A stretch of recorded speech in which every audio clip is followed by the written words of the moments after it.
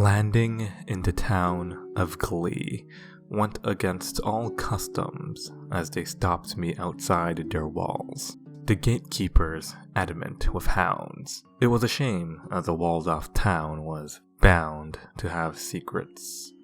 But I snagged some interesting info in exchange for actually leaving. This was a town with Haibane. When I first heard of the idea, I was lost in the majesty of it. I think that's why the next few days seemed so haze-like. After finding elsewhere to stay, I drifted off into stupor, lost in the Haibane. And like a dream, when I opened my eyes again, I was inside. No trouble found, and guided to where those charcoal feathers flew.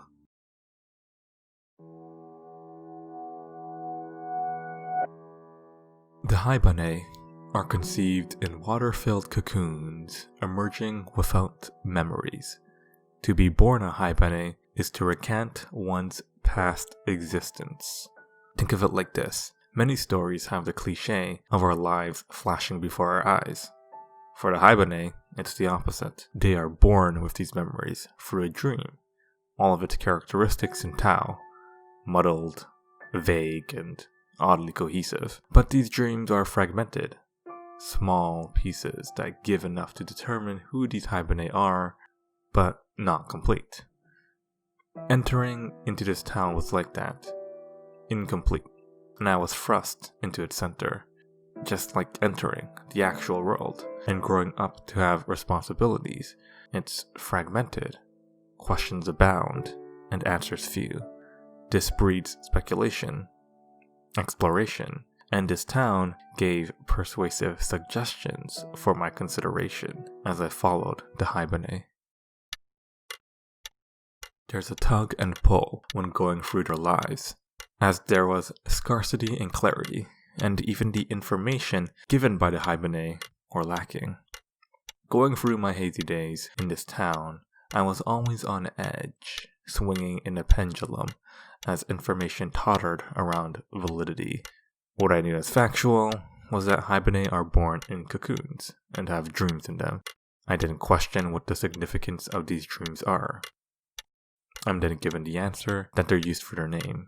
Then more questions arise as to the difference of Haibane and human. Then I'm given the answer. They also have wings and a halo.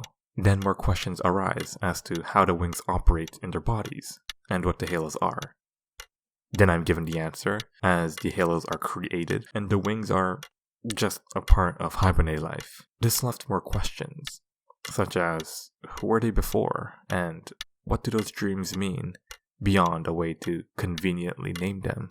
Now without answers, I'm forced to speculate that these dreams are connected to their past lives, and I try to complete these fragments, looking for corroboration as I'm told of their dreams.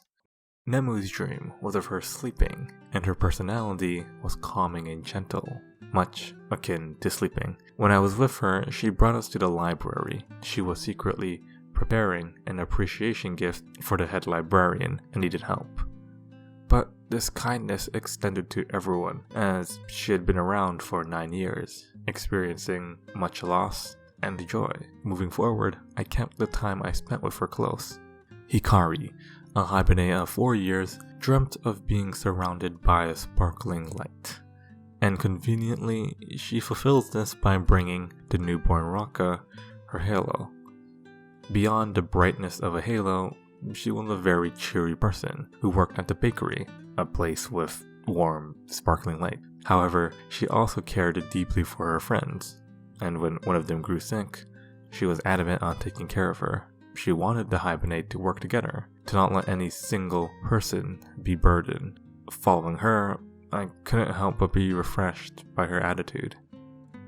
Kana, a 3-year-old Haibane, dreamt of drifting in a river like a fish, and her attitude pushed her to always move forward, threatening to sweep all in her whimsy, mostly to everyone's chagrin. One day she fixed an important yet noisy clock tower, but she always had good intentions.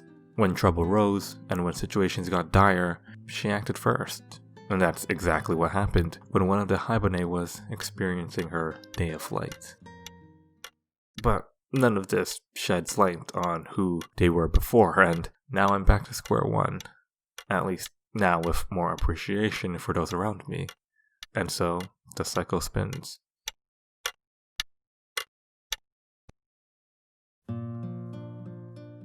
In all my uncertainty, these characters brought me along gently in the slow strides of their flight. Their lives expanded on the world in a natural way, with each character providing a different avenue and attitude to the information given.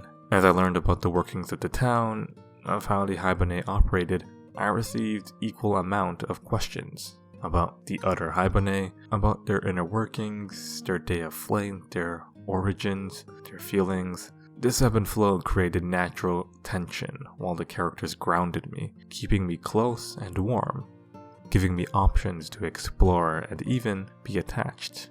The life of a Haibane seemed lonely, as they are born without anything, with barely a notion of how to act, of who they are. But the careful laden atmosphere of each day and each Haibane gave me comfort, as the darker tones always loomed close. No matter what, these Haibane had each other, and they could grow together. I couldn't help but think how true that was to my own world, how important it was to be in a community, to allow myself to have others help me piece the fragments of my world, to teach and grow with others. All of these characters reminded me of that. As my exploration continued, swept into slices of their lives, I found myself wondering about the core Haibane of Old Home. Although the draw of glee starts in the mystery, in the absence and exploration, it all circles back to Reki and Raka. These two had the most fleshed out development, and were my main guiding force. Raka, however, was of particular interest, as she was newly born, and so exploration happened naturally. Raka was named after a dream she couldn't quite remember, of her falling but not knowing the outcome, and she struggled with being a Haibane, and also in what she had lost. Throughout my stay, many of the characters seemed content in their existence. Following Raka was different. She had many questions, concerns, fears, and she wondered about the world beyond the walls. As days moved forward, Raka became increasingly unsure about herself and whether she had purpose. She shadowed everyone's job but wasn't able to find a place for herself. The compounding confusion about her origins and the muddled nature of her dream didn't help. Haunting the entirety of her stay in Glee, her consciousness burdened her life, always following in the form of crows throughout the town, flying out of reach. That kind of fate is one that is all too common in my world. Feelings of the unknown, draped in everyone else's experiences, losing pieces of yourself in fragments of a life that you can't reclaim, feeling as if there isn't anywhere to go. It's a lonely existence. But Raka isn't alone, and she doesn't remain alone in her story. And seeing how she copes and manages to stave off the encroaching darkness that surrounds her through the light of others was inspiring.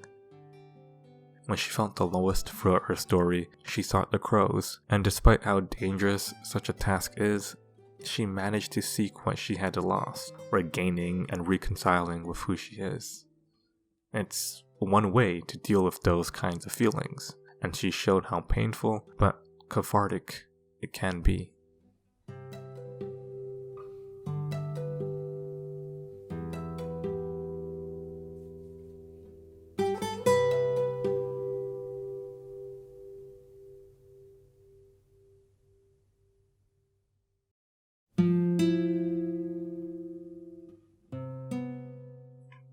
Drifting through Glee wasn't as fantastical as it seemed, as the problems of Raka were paralleled outside of this town.